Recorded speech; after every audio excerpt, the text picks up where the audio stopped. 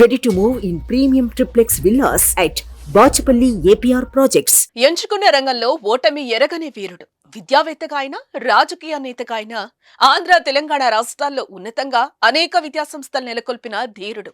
నిత్య పూజలు చేసే దేవి ఉపాసకుడు.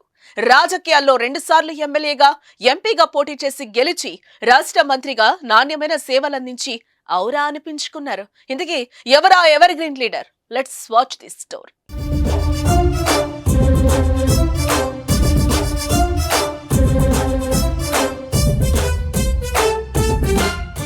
ఆయన పేరు అవంతి శ్రీనివాస్.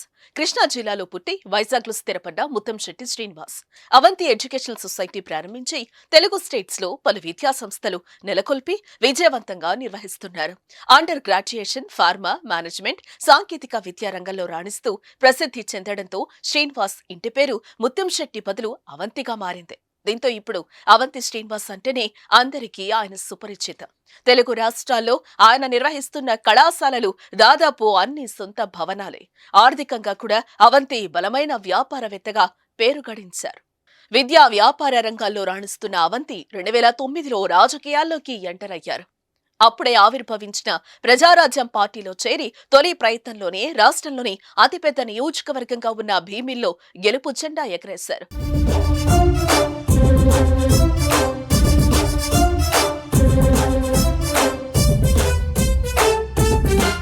ఉమ్మడి ఆంధ్రప్రదేశ్ శాసనసభల్లో అడుగుపట్టారు. విజయవంతంగా 5 ఏళ్లు పూర్తి చేసుకుని ఆ తర్వాత టీడీపీలో చేరి మళ్లీ భీమిలి నుంచే పోటీకి సిద్ధమవుతున్న సమయంలో అవంతిని అనకాపల్లి ఎంపీగా పోటీ పార్టీ కోరడంతో అక్కడి నుంచి పోటీ చేసి గెలిచారు. 49.51% ఓట్లు పొంది దాదాపు 5,70,000 మంది ఆశీస్సులతో పార్లమెంట్లోకి అడుగుపెట్టారు. 16వ లోక్సభలో అవంతి పార్లమెంట్ రూల్స్ కమిటీ సభ్యుడు. పరిశ్రమలపై స్టాండింగ్ కమిటీ, కన్సల్టేటివ్ కమిటీ, మానవ వనరుల అభివృద్ధి మంత్రిత్వ శాఖ కమిటీల్లో సభ్యుడిగా ఉన్నారు. 5 ఏళ్లలో రాష్ట్ర ప్రయోజనాల కోసం పార్లమెంట్లో అవంతి చేసిన కృషి అందరి ప్రశంసలు పొందింది. సమయానుకూలంగా డేరింగ్ నిర్ణయాలు తీసుకోవటంలో దిట్టగా పేరు పొందారు అవంతి. మళ్లీ 2019లో జగన్ పార్టీ వైసీపీలో చేరి తన మాతృస్థానమైన భీమిలి నుంచి ఎమ్మెల్యేగా పోటీ చేసి గెలిచారు. పోలైన 2,17,000 ఓట్లలో 1,02,000 ఓట్లు అవంతికే దక్కాయి. వైసీపీ ప్రభుత్వంలో టూరిజం, స్పోర్ట్స్, యువజన శాఖ మంత్రిగా పనిచేసి మంచి పేరు సంపాదించారు. కోవిడ్ క్లిష్ట సమయంలో కూడా అవంతి సేవలు మన్ననలు పొందాయి. వైసీపీ జిల్లా అధ్యక్షుడిగా పనిచేసిన అవంతి ప్రస్తుతం సీనియర్ శాసనసభ్యుడిగా మళ్లీ 2024లోనూ భీమిలి నుంచే బరిలోకి దిగుతున్నారు.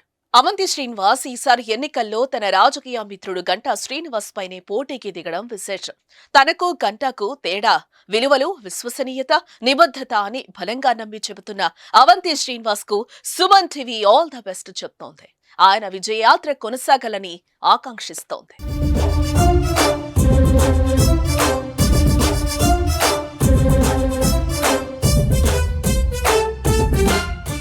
సుమన్ టీవీలో మీ పర్సనల్ అండ్ బిజినెస్ ప్రమోషన్స్ కోసం కింది నెంబర్కి కాంటాక్ట్ చేయండి.